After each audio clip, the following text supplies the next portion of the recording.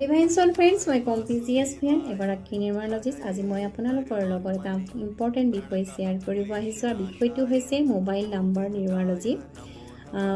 আপোনালোকে কেতিয়াবা ভাবিছেনে বাৰু, কিছুমান মানুহ হঠাতে ছাকচেছ হয় আৰু কিছুমান মানুহৰ প্ৰব্লেমে শেষ নোহোৱা হয়। আৰু এনেকুৱা এটা ক্ষেত্ৰত এটা ডাঙৰ কাৰণ হ'ব পাৰে, সেইটো হৈছে আপোনালোকে ব্যৱহাৰ কৰি থকা মোবাইল নাম্বাৰটো।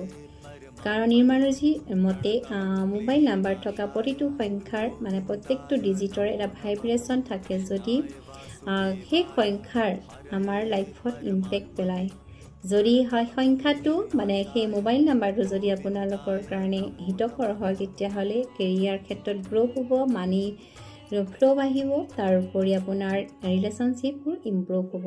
আৰু যদি আপোনাৰ কাৰণে হিতকৰ নহয়, তেতিয়াহ'লে ফাইনেন্সিয়েল প্ৰব্লেম নাইবা ষ্ট্ৰেছ, টেনশ্যন আৰু ছাকচেছৰ ক্ষেত্ৰত ডিলে হ'ব। মই বহুতৰে আপোনাৰ মোবাইল নাম্বাৰ এনালাইচিছ কৰি চাইছোঁ, আৰু তেওঁলোকে আপোনাৰ নাম্বাৰ চেঞ্জ কৰাৰ পাছত কিন্তু পজিটিভ চেঞ্জেছ আহিছে, তেওঁলোকৰ লাইফত পাইছে।